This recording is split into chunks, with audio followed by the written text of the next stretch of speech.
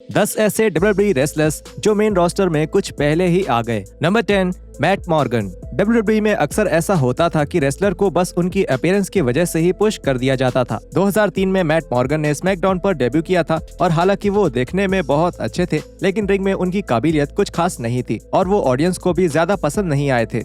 2003 के इस समय के दौरान लोगों को सिर्फ वही रेसलर्स चाहिए थे जिनका किरदार थोड़ा मजेदार हो और वो क्लासिक मैचेस भी कर सके, और मॉर्गन में ये दोनों ही खूबी नहीं थी। WWE को जल्द ही समझ आ गया कि मॉर्गन मेन रोस्टर के लिए सही रेसलर नहीं थे, इसलिए उन्हें WWE के डेवलपमेंटल टेरिटरी OVW में एक रन करना पड़ा, जिसके बाद 2005 में उन्होंने मेन रोस्टर पर अपनी वापसी करी। लेकिन मॉर्गन का ये दूसरा रन उनके पहले रन से भी ज्यादा खराब था। डेवलपमेंटल में समय बिताने के बावजूद भी मॉर्गन ने अपनी काबिलियत पर कुछ काम नहीं किया था। इसके बाद मॉर्गन को कंपनी से निकाल दिया गया, जो ज्यादा हैरानी वाली बात नहीं थी। आखिरकार मॉर्गन को उनकी जगह TNA में मिली, जहां मॉर्गन ने सबकी उम्मीदों से आगे बढ़कर काम किया और कुछ समय तक वो उस ब्रांड के टॉप बेबी फेस भी रहे। Number 9, Mason Ryan. Matt Morgan की ही तरह मेसन रायन को भी मेन रोस्टर पर लेट ही एक पुश दिया गया था, और ऐसा खास तौर पर उनके लुक्स की वजह से हुआ था।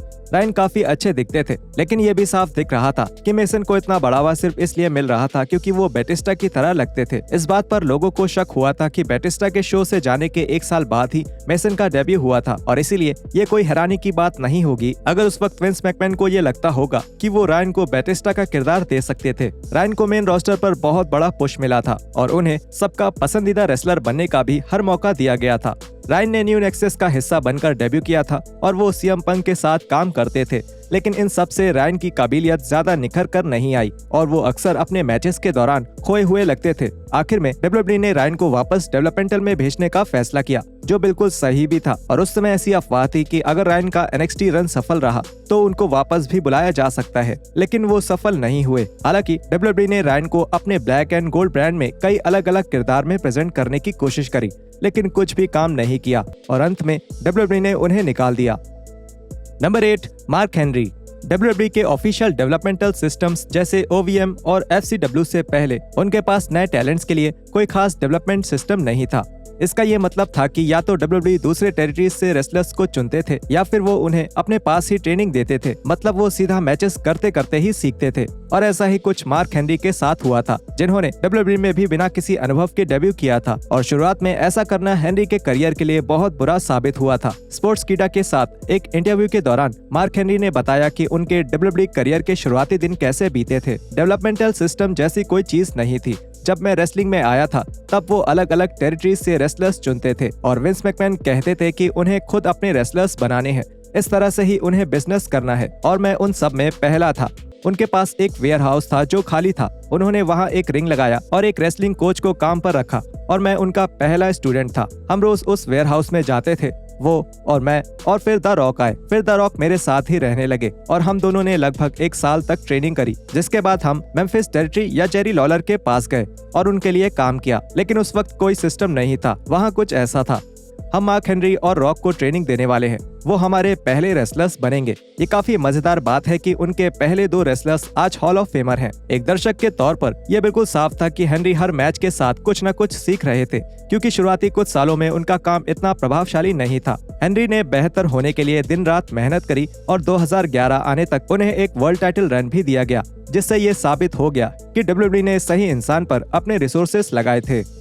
Number 7, chronic. जब WWE ने 2001 में WCW खरीद लिया था, तब WCW के बहुत सारे रेसलर्स को WWE का स्टाइल समझने में बहुत दिक्कत हुई थी। ब्रायन एडम्स और ब्रायन क्लार्क, जो क्रोनिक नाम के एक टैग टीम में एक साथ थे, उन्हें भी ऐसा करने में बहुत परेशानी हो रही थी, क्योंकि उनका रेसलिंग का तरीका बहुत पुराना हो चुका था और वो रिंग में बहुत खराब लगते थे, खास करके तब जब वो अंडरटेकर और केन जैसे बड़े रेसलर्स के खिलाफ लड़ते थे। 2001 में इस जोड़ी ने अब तक के सबसे खराब पे पर व्यू मैचेस में से एक किया था, जब इनका सामना अनफॉरगिवन पे पर व्यू में ब्रदर्स ऑफ डिस्ट्रक्शन से हुआ था। ये मैच इतना खराब हुआ था कि इससे इन दोनों रेसलर्स का पूरा करियर ही बदल गया था। कभी कभी रेसलर्स के कुछ मैचेस इतने खराब होते हैं कि WWE के पास उन्हें डेवलपमेंटल में भेजने के अलावा कोई और रास्ता नहीं बचता, और क्रोनिक के साथ भी ऐसा ही हुआ था। और क्लार्क की बात करें तो उन्हें बता दिया गया था कि उन्हें और ट्रेनिंग के लिए डेवलपमेंटल में जाना पड़ेगा, लेकिन उन्होंने ऐसा करने से मना कर दिया, जिसकी वजह से उन्हें कंपनी से निकाल दिया गया और एडम्स HWA में काम करना शुरू कर दिया, लेकिन वहां उनमें कोई भी सुधार देखने को नहीं मिला, जिसके बाद 2001 में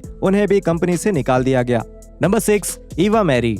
WWE परफॉर्मेंस सेंटर पर ट्रेनिंग के दौरान ही ईवा मैरी ने अपना डेब्यू कर लिया था और मॉडर्न एरा में ऐसा होना बहुत ही खास बात थी, क्योंकि केवल कुछ ही चुनिंदा रुकीज को ऐसा मौका दिया गया है।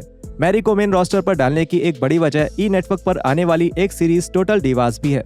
मैरी को उनके डेब्यू में बहुत तारीफ मिली और WWE को लगा कि मैरी उनके लिए बहुत पैसा बना सकती हैं, इसलिए वो मैरी को विमेंस डिवीजन का एक बड़ा खिलाड़ी बनाना चाहती थी। हालांकि मैरी ने अपने लुक्स की वजह से लोगों को बहुत प्रभावित किया था, लेकिन जब बेल बजी तो एक परफॉर्मर के तौर पर वो कुछ कमाल नहीं दिखा पाई। रिंग में उनकी काबिलियत पर लोगों को हंसी आती थी और उनकी वजह से WWE एक नकली रेसलिंग कंपनी लगने लगी थी। आखिर में मैरी को NXT ब्रांड में उनकी जगह मिली, जो उनके लिए बिल्कुल सही जगह भी थी। WWE ने अपने कुछ बेहतरीन रेसलर्स से मैरी की ट्रेनिंग करवाई, लेकिन फिर भी वो WWE का एक स्टाइल समझ नहीं पाई। WWE ने कोविड-19 के दौरान मैरी को वापस लाने की भी कोशिश करी, लेकिन उनके अंदर बिल्कुल भी सुधार नजर नहीं आया और जैसा कि सभी ने सोचा था, मैरी का ये रन भी बुरी तरह असफल रहा। Number 5, Dana Brooke. 2016 में NXT की स्टार डेना ब्रूक को मेन रोस्टर पर बुलाया गया था। ब्रूक के लिए WWE का आइडिया बहुत अच्छा था, क्योंकि उन्होंने ब्रूक को शार्लेट फ्लेयर के साथ बुक किया था, जिससे ब्रूक की हर बात पर लोगों की नजर पड़ने लगी। दिक्कत ये थी कि WWE ब्रूक को मैचेस में ज्यादा अच्छे से नहीं दिखा पा रही थी और जब भी वो मैच करती थी तब वो सबसे अलग और अकेली लगती थी। ब्रूक को 2016 के हेल इन अ सेल पे-पर-व्यू मैच में एक बड़ा मौका दिया गया, जहां उनका सामना बेली से हुआ था। ये मैच बहुत खराब हुआ था और इसकी पूरी जिम्मेदारी ब्रूक पर डाल दी गई, लेकिन ब्रूक को हमेशा के लिए वापस NXT में भेजने की जगह WWE ने उन्हें मेन रोस्टर पर ही छोटे रोल्स के लिए रखने का बड़ा फैसला किया और ऐसा कई सालों तक चलता रहा। 2023 में आखिरकार WWE ने ब्रूक को एक और रन के लिए वापस NXT भेजने का फैसला किया, जिसका सभी फैंस ने स्वागत किया। लेकिन इसके कुछ ही महीनों बाद ब्रूक का कॉन्ट्रैक्ट खत्म करके उन्हें कंपनी से निकाल दिया गया। Number 4, Nathan Jones. जब से WWE ने नेथन जोन्स को देखा था, तब से ही वो उन्हें एक बड़ा रेसलर बनाना चाहती थी। जोन्स बहुत अच्छे दिखते थे और उन्होंने 2003 में मेन रोस्टर पर अपना डेब्यू किया था, जिसके तुरंत बाद उन्हें अंडरटेकर के साथ एक स्टोरी लाइन में डाल दिया गया था। इस सब के बाद रेसलमेनिया 19 में जोन्स का एक मैच होने वाला था, जहां वो अंडरटेकर के साथ मिलकर बिग शो और A-Train का सामना करने वाले थे। लेकिन बिल्कुल एंड वक्त पर ये समझ आ गया था कि जोन्स इस तरह के मैच के लिए तैयार नहीं थे और इसलिए उन्हें इस मैच से हटा दिया गया था। लेकिन फिर भी जोन्स ने अंडरटेकर के रेसलमेनिया हैंडीकैप वाले मैच के अंत में एक छोटा सा रोल किया था। WWE को ये समझने में बहुत समय लग गया कि जोन्स जैसे नौसिखिया को अंडरटेकर के साथ रेसलमेनिया में भेजना बिल्कुल सही नहीं होता। इसके बाद जोन्स को अपने हुनर पर काम करने के लिए OVW में भेजा गया।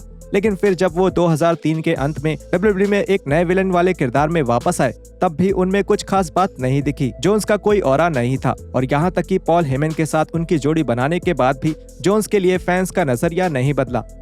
दिसंबर 2003 में जोन्स ने WWE के भारी ट्रैवल और बोझ की वजह से WWE छोड़ दिया। ग्रिलिंग JR पर जिम रॉस ने बताया कि जोन्स के लिए उनका ट्रैवल स्केड्यूल हमेशा से ही एक परेशानी था और इसलिए उन्हें बिल्कुल हैरानी नहीं हुई थी जब उन्होंने सुना कि जोन्स ने कंपनी छोड़ दी थी। नंबर 3, मोर्डेकाई। डेवलपमेंटल टेरिटरी में 2 साल किसी भी रेसलर के लिए टीवी पर आने लायक तैयारी के लिए काफी होना चाहिए, है ना। 2 साल तक OVW में रहने के मोर्डेकाई ने 2004 में स्मैकडाउन पर डेब्यू किया और उनका किरदार भी बहुत मजेदार था, जिसमें वो अंडरटेकर से बिल्कुल उल्टे किरदार में दिखे। इस किरदार के लिए WWE के कुछ बड़े प्लान्स थे और कुछ अफवाहें ऐसी भी थी कि अगले रेसलमेनिया इवेंट में मोर्डेकाई और अंडरटेकर का एक 1-on-1 मैच भी होने वाला था। लेकिन मोर्डेकाई लोगों को खास पसंद नहीं आए। इस किरदार का एग्जीक्यूशन बहुत ही बोरिंग और बेजान था और रिंग में मोर्डेकाई का काम फैंस की उम्मीदों से बिल्कुल उल्टा ही था। 2004 में मोर्डेकाई को डेवलपमेंटल में वापस भेज दिया गया और इस किरदार को भी खत्म कर दिया गया। इसके 2 साल बाद 2006 में मोर्डेकाई ECW ब्रांड पर वापस आए और इस बार वो एक वैम्पायर का किरदार कर रहे थे, जिसका नाम केविन थॉर्न था।